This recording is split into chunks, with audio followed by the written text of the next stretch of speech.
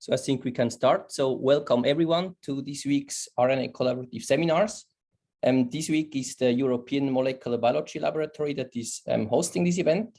My name is Olivier Duss and I'm a new group leader at EMBL Heidelberg. And my group is studying protein RNA complexes and how they assemble using single molecule and structural approaches.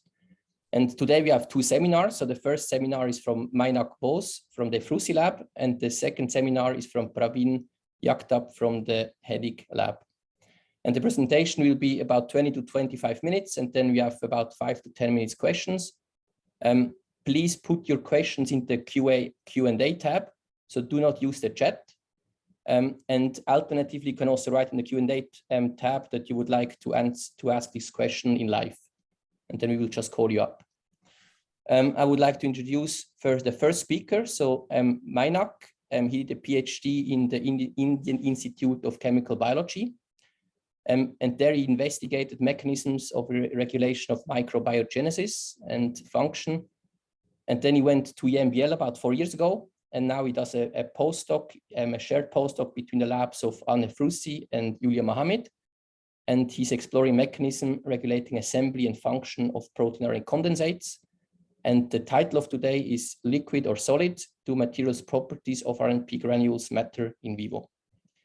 The stage is yours. Looking forward to hearing from you. Thank you, Oli. Thanks for the introduction, and thank you, Janusz, for nominating me. And it gives me immense pleasure to speak in this platform about my postdoc work, which has been done at EMBL in the labs of Julia Mohammed and Ephrussi. So what you see in this slide is a picture showing different examples of mRNA localization. So such asymmetric mRNA localization and local translation is a conserved mechanism that generates asymmetric protein distributions within the cell. And this protein products perform specialized functions in the subcellular domains. For example, from mating type switching in yeast to establishment of morphogen gradients to cellular motility. Now, Drosophila oogenesis is a paradigm for studying mRNA localization, where 3 maternal RNAs, bicoid, gurcan, and Oscar, asymmetrically localizes to 3 distinct regions within this large polarized cell, which is the oocyte. And this localization pattern is absolutely essential for establishment of the Drosophila body axis during embryogenesis. That is the anteroposterior and dorsoventral body axis. Now, to introduce Drosophila oogenesis briefly, each female fly has a pair of ovaries, and each ovary has several ovarioles. And within an ovariole is a string of developing egg chambers. So the egg chambers develop through 14 morphogenetically distinct stages. And if you focus on one unit, which is one egg chamber, it has an outer layer of somatic follicle cells surrounding the germline. And the germline is a syncytium. It consists of 16 interconnected cells, of which 15 are the nurse cells, and the 16th cell posteriorly located is the oocyte. Now, the oocyte nucleus is transcriptionally silenced or quiescent, and therefore it relies completely on the nurse cells for synthesis of all mRNAs and proteins, which are transported into the oocyte via polarized cytoskeleton. As oogenesis progresses, the oocyte enlarges and ultimately forms the mature. In this image here, you see in green in situ hybridization for Oscar mRNA. And as you can see that Oscar enriches early on in the oocyte, and in stage 9, which is mid-oogenesis, it reaches posterior localization, where it's tightly anchored.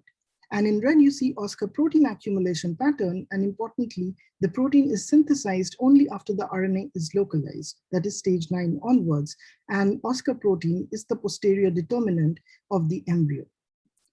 And this is what you see, an early egg with Oscar protein accumulated at the posterior. And Oscar protein has 2 important functions. It specifies the formation of germ cells or the pole cells, as you can see as a cluster over here in the cellular blastodome stage. And also, and this ensures the continuity of the species, formation of a germline. And also it instructs the patterning of the abdomen, that is formation of these 8 abdominal segments. In case Oscar protein is absent, then there is no germ cell formation and also no abdominal patterning. And in case Oscar is ectopically expressed or mistargeted to the anterior, then pole cells or germ cells starts forming at the anterior, and so does abdominal structures, resulting in an embryo without a head, but mirror image duplication of posterior structures.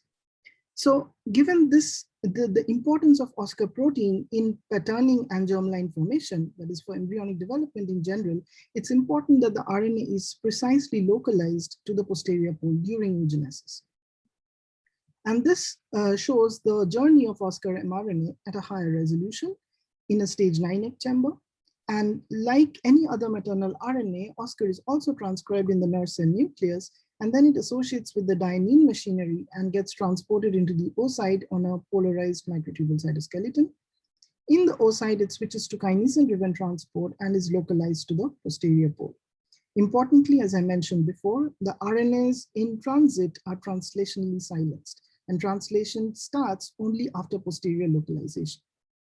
And also, if you have a closer look at this, at the RNA here, you'd see that the RNA travels in the form of this tiny diffraction-limited RNP granules, which contain several molecules of OSCAR mRNA. Now, research over the last decade has shown that RNP granules are membraneless condensates that form through liquid-liquid phase separation. Now, this liquid-liquid phase separation is a principle derived from physical chemistry, whereby an initially homogeneous solution can spontaneously demix into a dense and a light phase which stably coexists. For RNP granules, individual RNP complexes at high local concentration can start interacting through homotypic and heterotypic interactions, that is RNA-RNA, protein-protein, or protein-RNA interactions, resulting in formation of higher order mesoscale assemblies called RNP granules.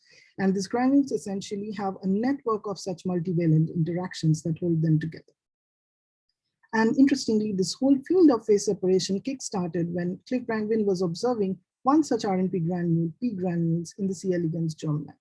And what he observed was that the P granules are spherical in shape, and the perinuclear ones, they wet the surface of the nucleus like liquids would do, and they're also highly dynamic. They flow, fuse, and drip, just like liquid droplets.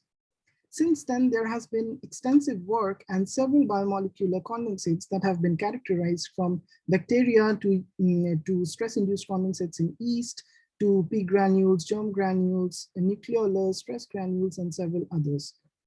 And what is very interesting and also intriguing about these condensates is that, unlike the organelles like nucleus, mitochondria, Golgi, ER, which have a lipid bilayer which surrounds them and physically separates them from the rest of this intracellular space, these organelles do not have a membrane. And therefore, it's all the more interesting, how do they maintain their composition? How do they form and function precisely inside the cell? And all these questions actually triggered us to ask, what is the role of phase separation in formation of OSCAR granule in their assembly and function? Now, as we all know from that a liquid assumes a spherical shape due to surface tension. And I wanted to look at the real shape of OSCAR granules if they're spherical. However, OSCAR granules are not like the P granules, which are micron sized, but these are much tinier, much smaller, and diffraction limited. So with conventional confocal microscopy, we could not resolve the real shape, and they look like this distorted shape of the point spread function. And so we resorted to 3D stent super resolution, with which we achieved isotropic resolution and found that the granules are indeed spherical in shape with an aspect ratio close to 1. And perhaps you can appreciate better from this 3D volume here. Then I quantified their sizes and found that they display a normal distribution of sizes, which is a hallmark of condensation, because condensates lack a definite stoichiometry and therefore result in assemblies of various sizes. So these granules are spherical in shape, but the next, how do they behave in vivo, in the oocyte? Do they behave like P granules, like liquids? So in order to check that, I had to label the granules, and for that, I tethered GFP to the RNA via the MCP-MS2 system, and then tracked them live in the oocytes. Now, two liquid droplets that are touching would fuse and relax into one. However, two OSCAR granules that were touching would never fuse and relax into one, at least within the timescales of imaging, indicating that they have solid-like material properties, despite having a spherical shape. So to further substantiate this, I used the chemical called 1,6-hexanediol, which has been shown to dissolve liquid-like condensates, but has no effect on solid ones. And hexanediol could dissolve the nuclear pores, which is labeled with NUC107, and also annulate lamella, which are precursors of this nuclear pores, which are sensitive to hexanediol. However, hexanediol could not dissolve the Oscar granules, indicating that they are spherical, but they have solid-like material properties. Now, there are genetic studies over several years now have identified many proteins which are bona fide components of the Oscar granules. And this include Bruno, HRP48, PTB, and these are all direct RNA binding proteins which directly bind to the Oscar 3' UTR. And of them, Bruno and PTB have been shown to oligomerize and form higher order particles. Now, proteins that are involved in condensation have some molecular signatures, like presence of intrinsically disordered regions or prion-like domains, which act as associative stickers promoting self-association. There can also be proteins with such modular architecture, like many structured domains, which also mediate multivalency. And in condensates which have RNA itself can act as a platform that can concentrate these RBPs and promote such multivalent interactions. So we decided to look at the domain architecture of these proteins to see whether they have these molecular signatures. So all of them have RRMs, which mediate sequence-specific binding to the 3' UTR. Apart from that, Bruno also had an N-terminal prion-like domain. HRP48 has a C-terminal glycan-rich prion-like domain. And PTB, on the other hand, did not have substantial disorder, but had more of this sort of a modular architecture.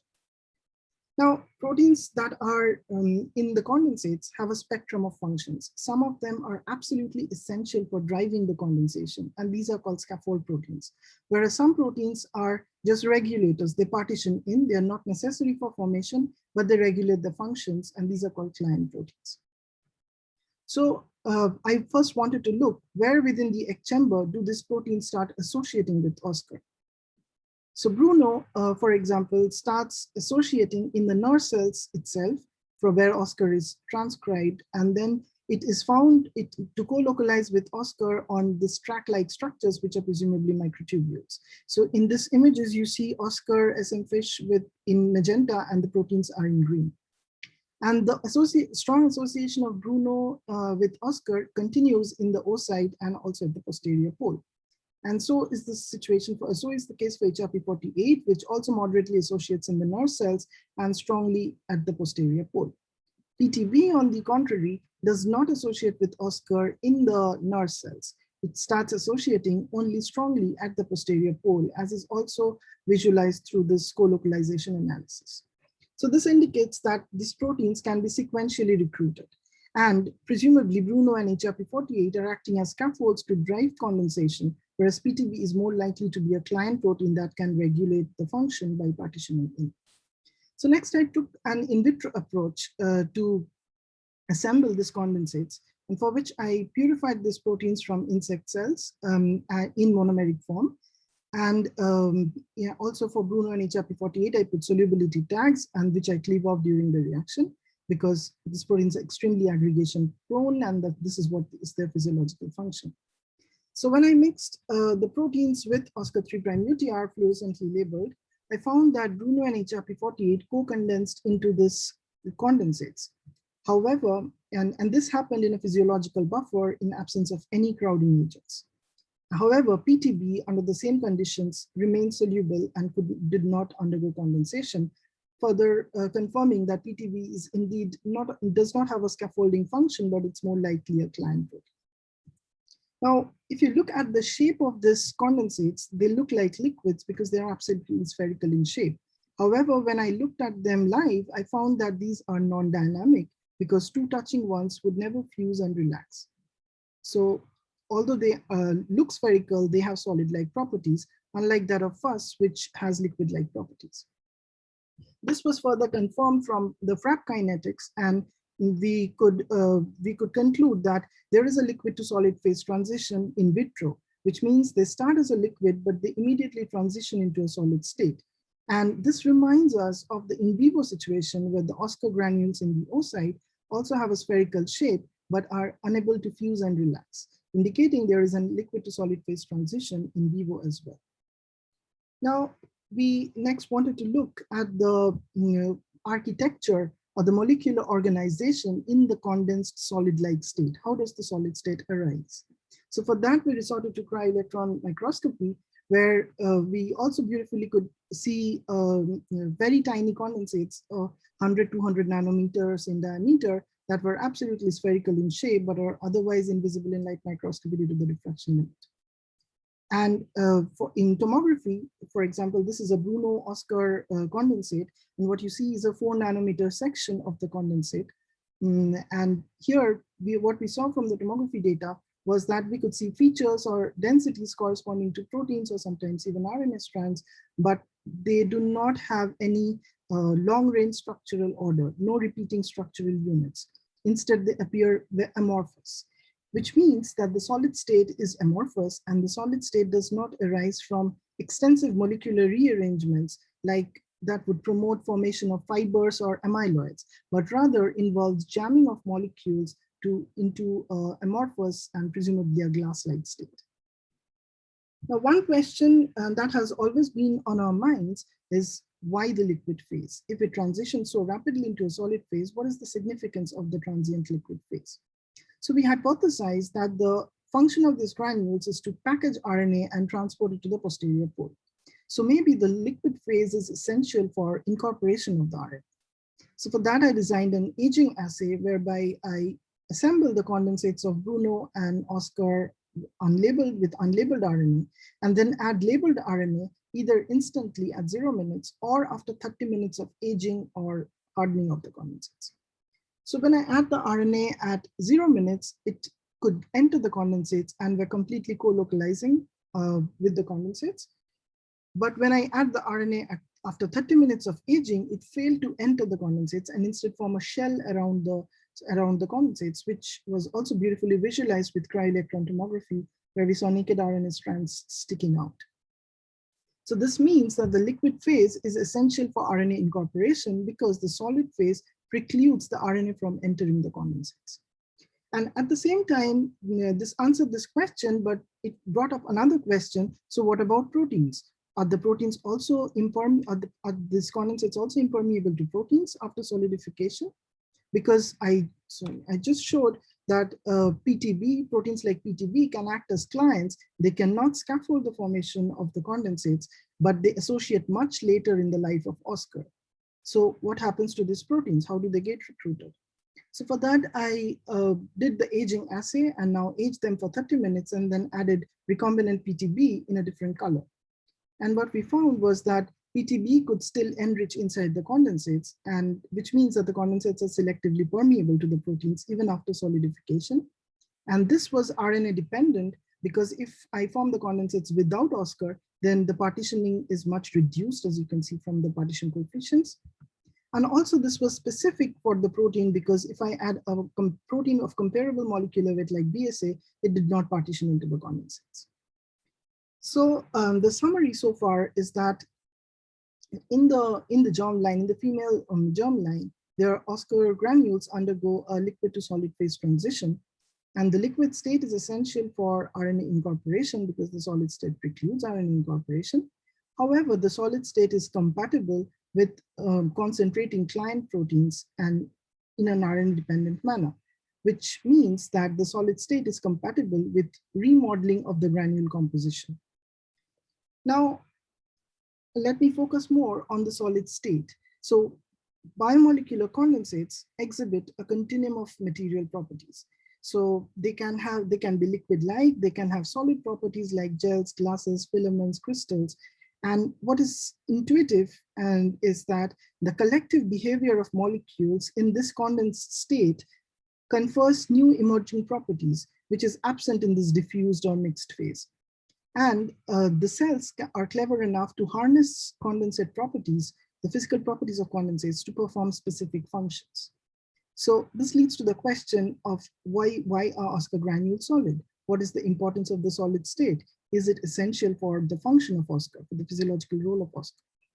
So to test that, I decided to tamper the material properties of OSCAR and make the granules more liquid-like.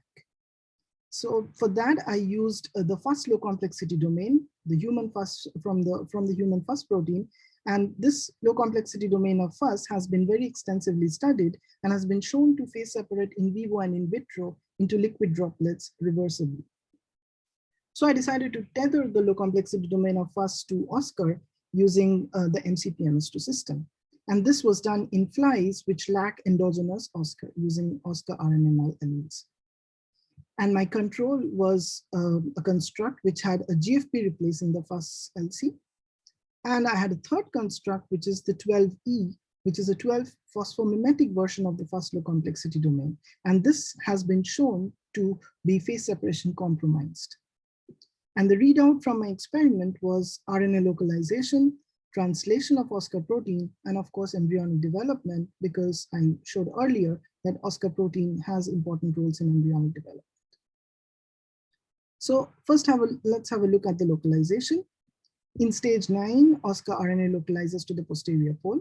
And this localization was like wild type upon GFP tethering. But in case of FUS LC tethering, there was severe mislocalization observed. OSCAR formed a central cluster or cloud-like appearance in the middle of the oocyte with partial posterior localization.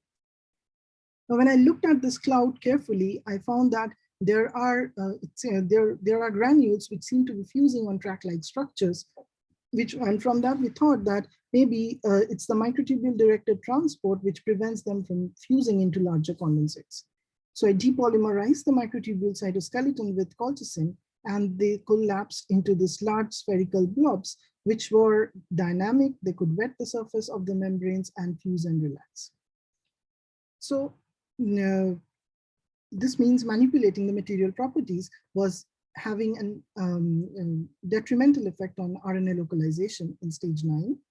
And now when I use the third construct, which is a phase separation compromised version of FUS, upon tethering this version, the defects of localization were no longer observed, confirming that the defects indeed arise from the induced liquid state or the changed material properties. Now later in oogenesis, stage 10 onwards, cytoplasmic flows which like churn the cytoplasm, they localize the rest of unlocalized OSCAR to the posterior. And then OSCAR is tightly anchored and get translated to OSCAR protein. Upon GFP tethering, in late stages, there was perfect anchoring, but in case of FUS, at very high local concentrations, the granules would fuse and form these large droplets or blobs that did not get anchored and were loosely floating around in the cytoplasm. And when I checked for OSCAR protein, I found that OSCAR protein was detectable in GFP tethering, but when I tethered FUS, there was a translational shutdown and barely any OSCAR protein was detectable.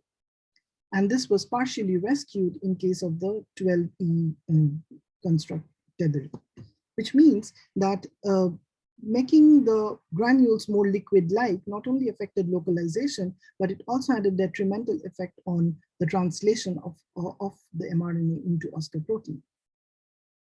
Now, because OSCAR protein has roles in embryonic development, we expected a cascade of developmental defects.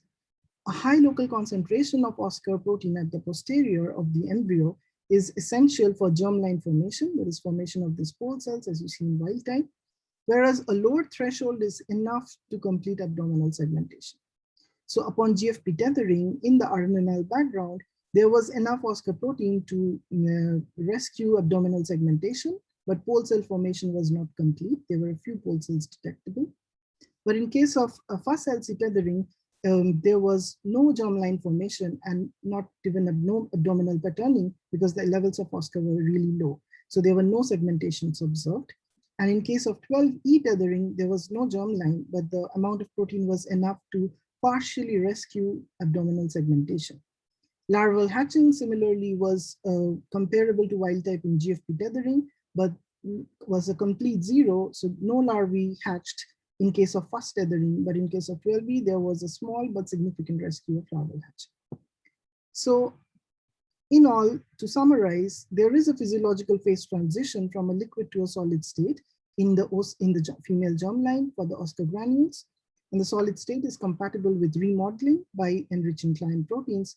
And then by manipulating the solid state and promoting a long-lived liquid state, we have shown that the solid state is essential for localization of the RNA and translation and embryonic development, indicating that the material properties or physical properties of condensates are tuned for their physiological function. So with this, I would like to thank my mentors, Anne and Julia, for their guidance and supervision. I would thank all my lab members, the Drosophila Injection Service and Light Microscopy Facility at EMBL, my iPod Fellowship and the funding agencies, my family and friends, and you all for listening, and I'm happy to take questions.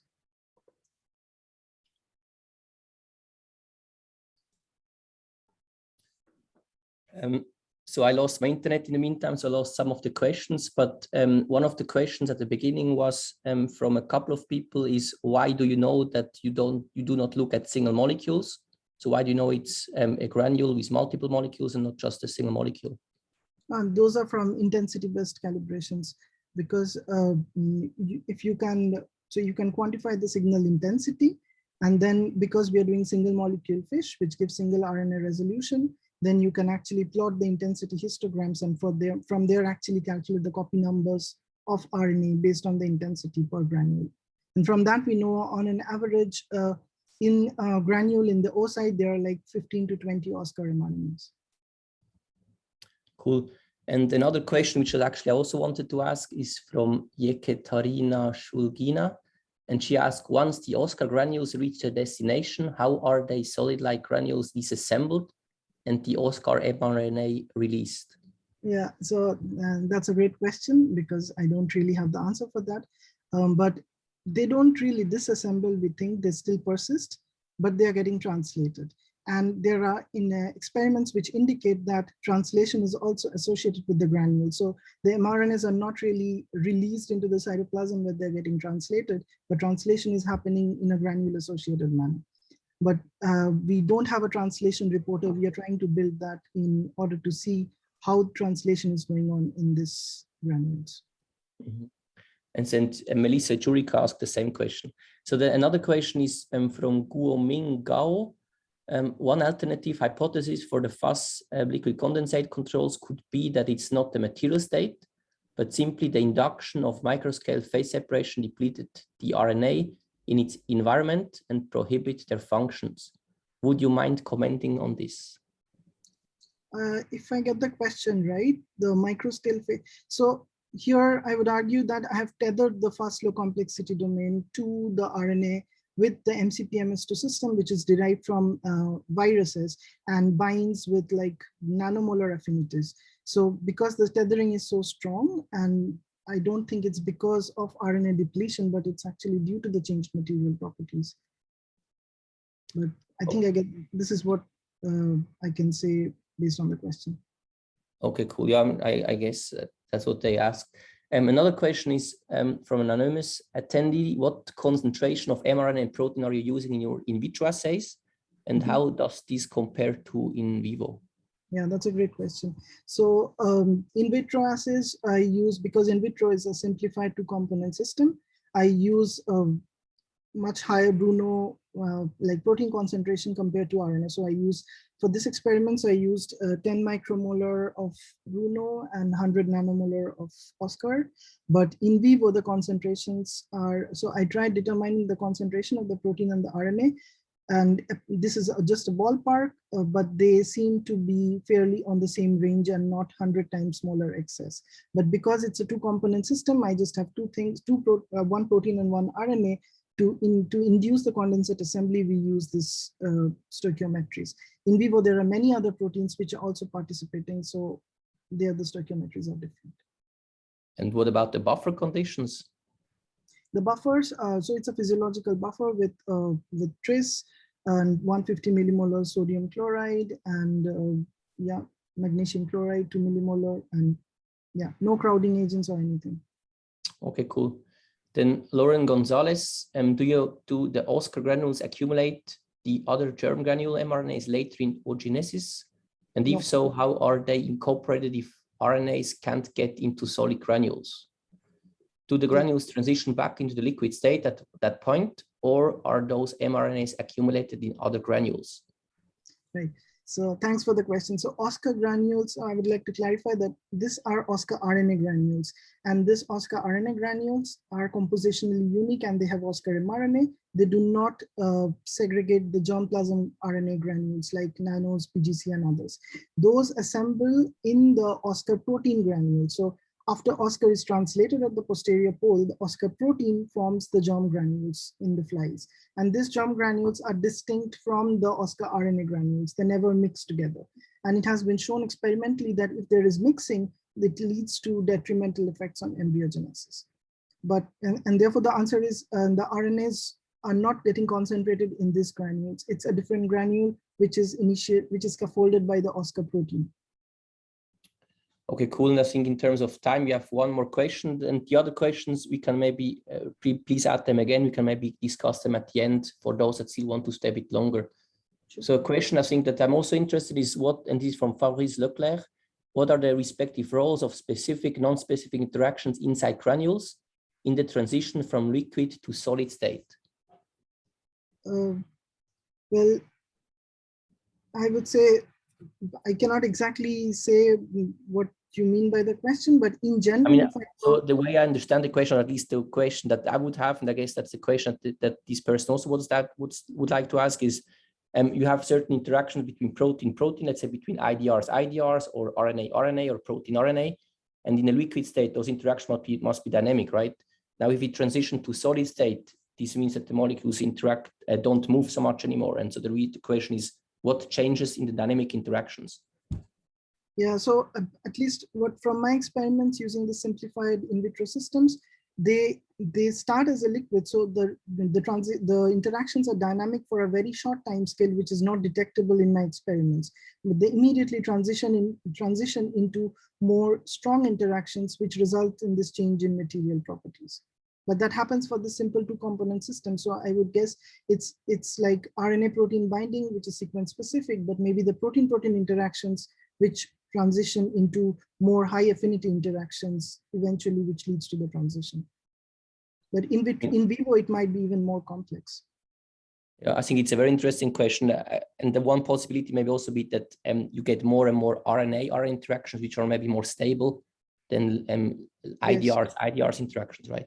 Yes, it can also material. So in my experimental conditions, in the same buffer, if I just add the RNA, they do not form these condensates. So it looks like protein driven under these conditions. But one point that I would also like to highlight here is that, at least from the cryo-electron microscopy data, it looks like it's more of an entanglement effect. And this is perhaps because of the time scale. It does not have enough time to rearrange into more like lattices or amyloids, but just get jammed together into this glassy state.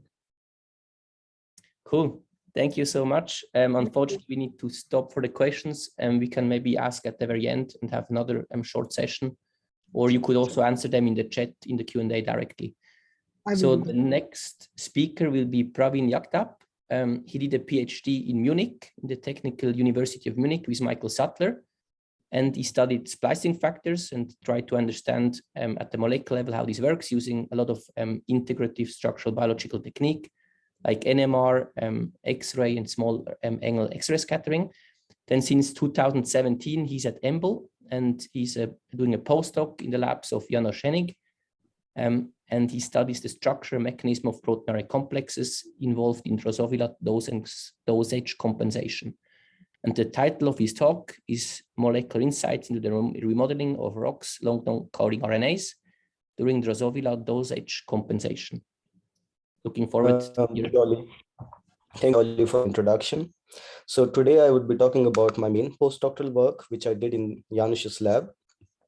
So in males and females in several organisms, they contain different number of X chromosomes.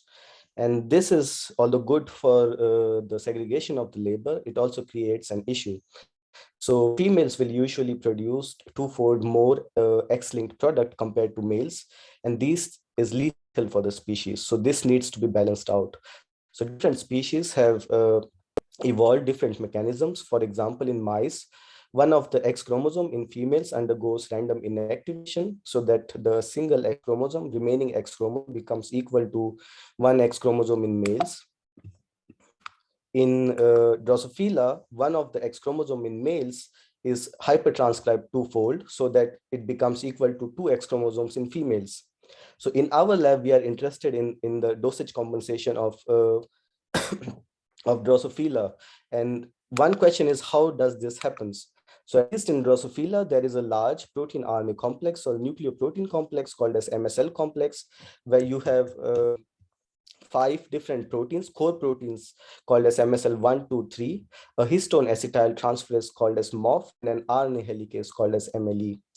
So besides this, there is a long non-coding RNA. In this case here, I'm showing ROX2.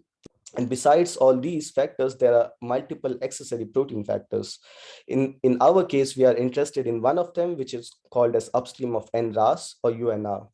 So main function of this complex is to acetylate key lysine on the histones on the X chromosomes on males. And doing so, it hypertranscribes or boosts the productions of X-linked products in males. So why one should study MSL proteins or MSL complex in Drosophila? So MSL complex provides really a prime example to understand how epigenetic modifications affect, work at specific chromatin regions. But besides that, it also gives us an opportunity to understand how long non-coding RNAs act as regulators of epigenetic status of the genome. So in case of MSL complex, MLE and UNR, they're really crucial for the assembly of the MSL complex. So here what I'm showing is when you have MLE present in the male cells, Drosophila cells, the MSL1 and MSL3, they really co-localize together. And this is what is marked here in yellow, especially where they are co-localized, it's the X territory. But when you knock out MLE, these MSL proteins, they diffuse in whole of the nucleoplasm, so they are not able to co-localize to the X chromosome. Besides this, if you knock UNR out, the affinity of MLE, which is an RNA helicase, for ROX2 RNA, it goes down drastically. So one question really comes to mind is, how does MLE and UNR help to integrate this ROX RNA into the MSL complex? So one hypothesis which has been around and which has been proven to certain extent is that for integration into this dosage compensation complex or MSL complex, the ROX2 RNA really needs to undergo a drastic change or switch of conformation, where one of the sites, which is shown here in red, needs to be exposed so that the assembly of the MSL complex can take place on this site. And after that, so this is the initial stage of dosage compensation complex assembly or MSL assembly. And after this, MSL complex can spread other parts on the X chromosome. So in this case, I already mentioned that MLE is an RNA helicase and UNR or upstream of NRAS acts as an RNA chaperone. So what we really wanted to understand was what are the molecular details of ROX2 recognition and remodeling by MLE and UNR, because these have been missing in the field for a long time now. So to start with, in the beginning, in major part of this talk, I would talk about MLE. But after that, I would switch to UNR to really see what's the role of UNR in all this complex assembly. So MLE consists of multiple domains. It's a large protein, around 150 kilodalton. The first 2 domains are double-stranded RNA binding domains. Besides this, it consists of a helicase core consisting of REC1 and REC2 domains. And there are other accessory domains, including DSRBD1 and DSRBD2. These accessory domains are also involved in not only RNA binding, but also for unwinding of the RNA. A large question in the RNA field, protein RNA field, has also been how multiple domains in this large RNA binding proteins, they come together to unwind or work on the RNAs. And in this case, we wanted to understand how multiple domains from MLE come together to recognize and unwind ROX2.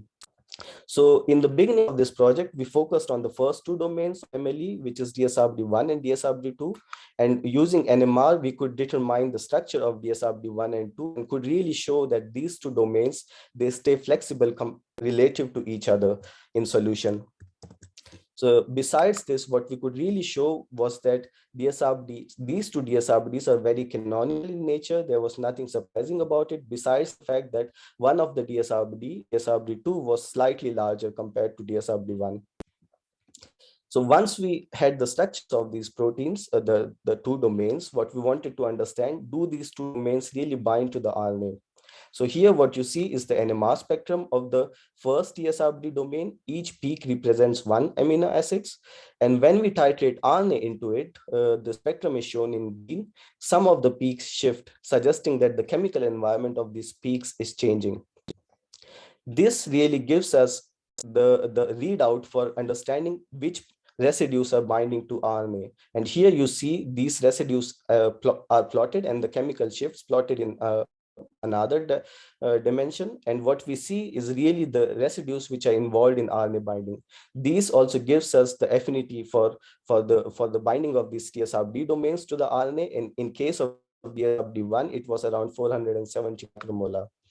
We could also do the same thing for DSRB, and it showed much higher affinity. It was around 33 micromolar, which is around 15 times higher compared to DSRB1. So besides this, so this was all for isolated single DSRBD domains. But when we look at the tandem DSRBD domain, because this would be the case in full length protein, what we saw that when we titrated RNA into it, much of the peaks vanished. And this, after omitting multiple things, suggested that the two DSRBDs or the MLE, most likely, it slides on the ROX2 RNA. If this was really true, to check that this is indeed the case in solution, what we did was we shortened the RNA and kept it on one side with a loop. And in this case, now we see that because there is no place for the protein to slide on the RNA, the peaks don't really disappear, but they more shift, suggesting that indeed it is the case that DSRBD1-2 slide on the ROX RNA. Once we understood the RNA binding properties of individual domains, what we could really do was to mutate out these RNA binding residues and see their effect in the cells. So first of all, when we mutated different RNA binding residues in DSRBD1, 2 or 1, 2, what we saw, not surprisingly, that there was a large decrease in the RNA binding affinity of these constructs. We introduced this construct for immunofluorescence imaging in the cells, and what we see that MLE in wild type very nicely co-localizes with the MSL2, which is core component of the MSL complex.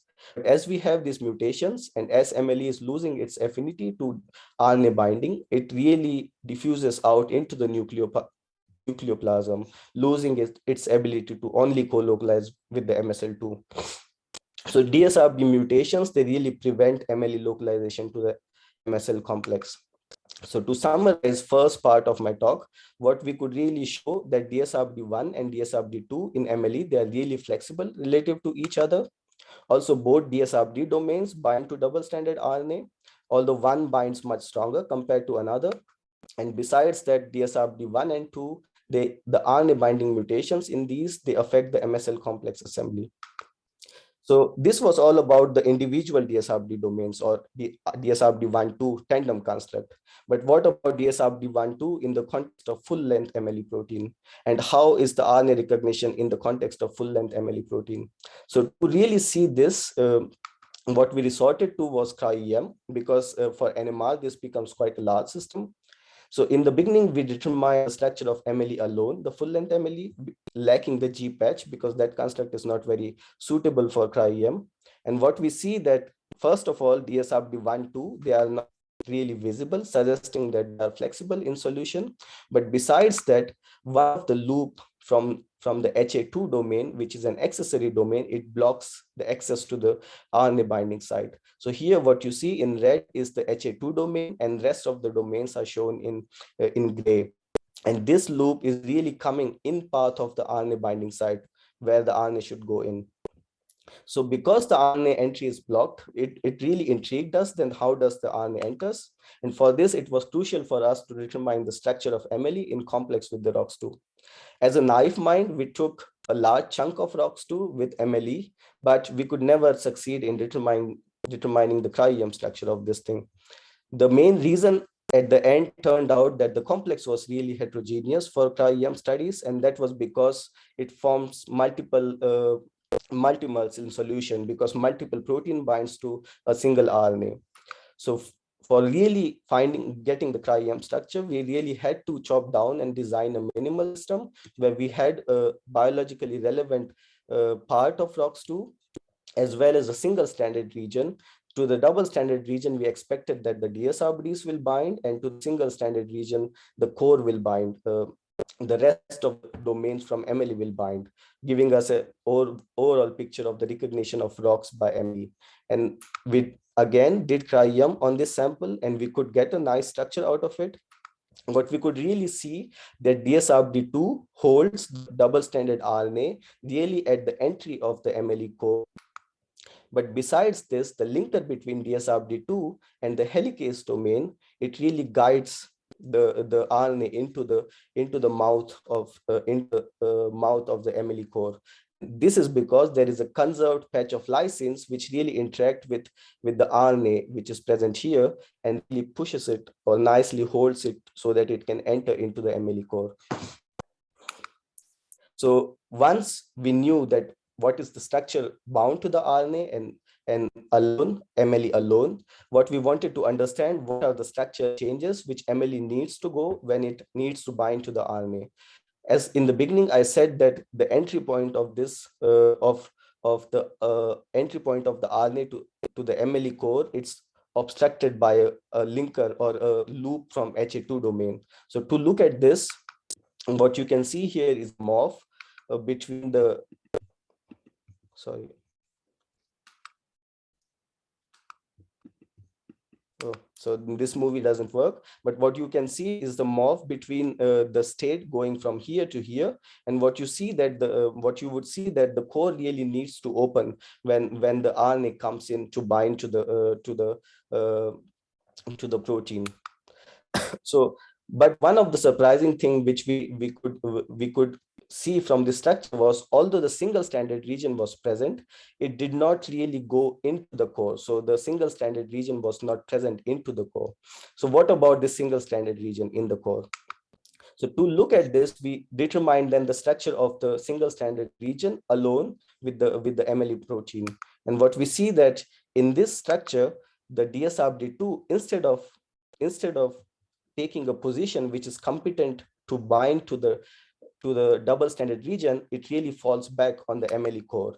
And if you compare now the structure with where the MLE is bound to the double stranded RNA and bound to the single stranded RNA, the change in the position of the DSRBD2 is drastic. So DSRBD2 really needs to flip out, and it needs to go to the MLE core and sit on the MLE core so that the single stranded region can bind. And this is important because this needs to create a surface for the binding of the single stranded region. So this seems to create, this seems like a two-step process where MLE needs to recognize double stranded RNA first with its DSRBD regions, and then it needs to bind to the single stranded RNA by flipping the double stranded DSRBD to bind to the core. But again, we only now see that it's DSRBD1 which is involved, DSRBD2 which is involved in binding to the RNA in this case. But what about DSRBD1? So really, to look at DSRBD1 in this case, what we did was do NMR titrations again with DSRBD1/2, and in this case, we titrated MLE core into DSRBD1/2. So what you see here again, these peaks, and what we saw surprisingly was the intensity of DSRBD1 peaks, they vanished a lot compared to the rest of the protein, as well as some of the linkers, they seem to be involved in interaction with rest of the core, and DSRBD2 was also seen to slightly interact with the core. To confirm this, we did cross-linking mass spec. And here what we see that in MLE alone, DSRBD1 makes a lot of contacts which seem to be very non-specific to the rest of the protein, but DSRBD makes only few contacts to HA2 and OB-like domain. So when we do this in single-stranded state, DSRBD1 still interacts multiple times with the rest of the core, suggesting again that this interaction is non-specific, but DSRBD2 very specifically interacts with the OB-like domain, which is again confirming our cryo-EM structure that it really sits on the core. So one of the questions which remained in our mind was how important is this is this rearrangement of DSRD2 to go from bound conformation to double-stranded RNA to a conformation where it is bound to the core in the presence of single-stranded RNA. So to do this, what we did was we locked DSRD2 in a state which was competent only to bind single-stranded RNA, or which we saw in the single-stranded RNA by making cysteine mutations. And you see that in the presence and absence of TSEP, where one is capable, this in the presence of TSEP, this should be free, and in the absence of TSEP, this should be locked in this conformation. You see a drastic change in the affinity of the protein to bind to the RNA. So this was all about MLE and how MLE recognizes ROX2 RNA so that it can bind to ROX2 RNA and then go for unwinding it to integrate into the MSL complex. But what about the role of UNR during this whole process? So as I mentioned in the beginning, that UNR is really crucial for integrating ROX2 into the MSL complex. And in the lab, we had a bit of understanding of UNR in terms of its structure and how it binds to the RNA. And this was a PhD project of Nelle Holman. And she could really show by using various structural as well as biophysical methods that UNR binds to arid sequences, and it has reduced conformational heterogeneity. Although it contains 9 cold choke domains, it can only take few conformations in space. And this reduced conformational heterogeneity is really required for the function of UNR. So but this did not really give us what is the function of UNR in dosage compensation complex. So to really look at this, what we did was we adopted a method from Riju Dass's lab, which is M2sec, to really look at the effect of UNR and MLE at single nucleotide level in ROX2. And what you could see, what this method entails, or M2sec method entails, is that we create random mutations in the DNA template with which we generate RNAs using in vitro transcriptions. And if these base pairs are involved in, if this bases are involved in base pairs, and if you mutate one of the base, another base should flip out. And we can then use chemical modifications to modify the flipped out base, and then use this and then read this using NGS sequencing. Now, this method is really good because it gives us information about how many helices are present in this RNA, and it really showed us that this RNA consists of 3 stem loops, which we expected, because that was the case. But to really understand how this RNA then goes from here to here, we modified this method a bit more, went a step bit more, where we added these 2 proteins in this whole pipeline. So one way to again read this information is then we try to understand what is happening to the reactivity of these nucleotides when we are adding these proteins. And here you see that what are the changes in the reactivity profiles of different nucleotides when we are adding different proteins compared to RNA alone. And what you see that and what we expect, that because one of the side of the RNA during remodeling should get free, and one of the side becomes protected, one of the sides should show increase in reactivity and another one decrease in reactivity. And the site which shows decrease in reactivity is shown with the green box here, and site which should show increase in reactivity is shown with the red box here. So what you see here is that in the presence of MLE and UNR, there is no increase or decrease in reactivity in these boxes. But as we add ATP to MLE, and because it's an helicase, it becomes activated, the site which should show decrease in reactivity has more blue color here now, and it shows now increased or exposed site for assembly of the dosage compensation complex, which is shown here. Addition of only 2 proteins does not do much, but when you have all the 3 proteins, the state which is remodeled now, it seems to be much more stabilized, which can be seen here. It seems to be much more defined. So to really summarize, what I have shown you is that using integrated structural biology, what we could show is that the ROX2 RNA, it undergoes remodeling in the presence of MLE and UNR. you need MLE, which binds to using its DSRB domains to the ROX2 RNA. The two domains of MLE which are involved in double-stranded RNA binding, they remain flexible relative to each other. Also, one of the domain, DSRB1, it non-specifically interacts with the core. When ROX2 RNA comes, the core needs to open so that the double-stranded region could enter to the RNA binding site of MLE core.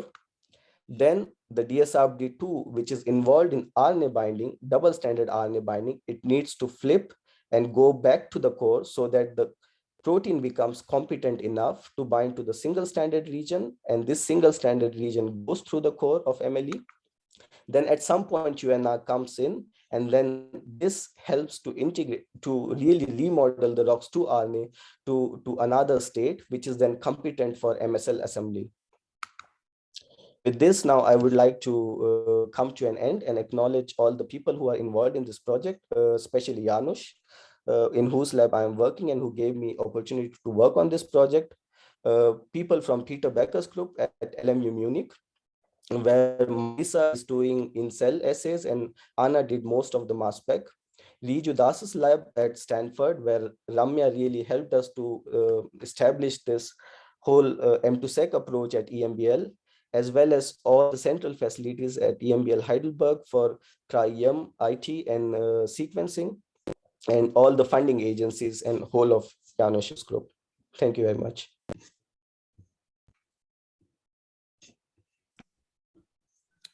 Thanks a lot, Pravin. I think there is a question actually that has been answered, but I think it has not been answered. And the question is from Fabrice Leclerc. Did you evaluate the length of the linker between the two RBD domains? What impact on the sliding? What's the impact on the sliding process? We did not. That's a really good question. We never did that. Actually, this always turned up when we had discussions, but the issue was this is not something in the cell, and to really prevent the sliding, one doesn't know the linker length, what it should be. So, and one reason we think that it's not really the linker which is involved in the sliding, but rather than the difference in affinity between the two domains. So because one of the domain has much less affinity compared to another, it always, the stronger domain always wants to bind to all the other sides compared to the first one. And this is what we think leads to the sliding effect rather than the linker itself. Okay, and then there is another question from Fabrice. What is the energy cost for the 2D structure switch? Just one single ATP? No, I think it's around 8 to 10 nucleotides which need to be exposed, and for this at least 10-15 nucleotides need to be bases need to be unwound in the ROX2, and the hypothesis is that you need one nucleotide for each base pair unwinding. So I would assume you need much more ATP compared to rather than a single one. Okay, then from Melissa Churica, lovely. Is the MLE also regulated by G-patch protein binding like other DHX enzymes? That's a very good question. We know that the G-patch of MLE itself is very much important for the assembly of MSL complex, but we don't know that this regulation is intrinsic. So for other helicases, many a times this G-patch comes back and affect the RNA binding or unwinding ability of the helicase. We don't know if this is the case in case of MLE. Okay, cool. And there is no other one at the moment. I actually have another question. So the DSRBD1, I think that's the one that remains flexible once the RNA is bound. If I properly understood, so what's the reason for that? Why is it still flexible? Does it have another function to recruit other proteins, or? Yes, so this is what we think, that it is involved in protein-protein interactions, and this also seems to be true because it's kind of non-specifically interacting with the core. So maybe, it has some kind of intrinsic ability to interact with the other proteins. But another reason which agrees with all of our data till now is that it has much weaker affinity. It's like 0.5 millimolar. And that's why it's probably all over the RNA. This also we cannot negate, that it's all over the RNA, and then we don't really catch it up in the cryo-EM. I see. Okay. And then another thing, what I was wondering is that in your gel that you showed in your EMSA, you showed the titration of MLE to the ROX-RNA, and then you saw multiple bands, suggesting that you have multiple MLE proteins binding to the same ROX2 RNA. Yeah. So can you comment on that? Because in the final image, you showed only one MLE. So how many MLEs do bind to the full length ROX2 RNA? So this in the cell, we don't really know. In vitro, we know that there could be, at least for the construct of ROX2, which we are using, at least there are 4 to 5 MLEs which are binding. And that's why we really had to chop down ROX2, which were to get a construct which was suitable for cryo-EM. And do you think that the binding of these multiple MLEs, that they are cooperative? So essentially that they're not independent, but if one binds, the second one gets recruited faster? This we don't know really, but we know for sure that MLE has an intrinsic ability to dimerize. And this can be one of the reasons that somehow this dimer binds, and then this dimer of dimer can also bind, and something like this. But we don't know if this is cooperative effect. I see. Cool. I don't see another question in the chat or in the Q&A, and actually we are also already over time by 1 minute. I think you should see in the, no, actually it's not in the Q&A, but there will be the next seminar on the 23rd of March. And you also should get an email for that. Thank you so much for all the speakers, and thanks a lot for all the questions, and looking forward for the next collaborative seminar of RNA. Thank you.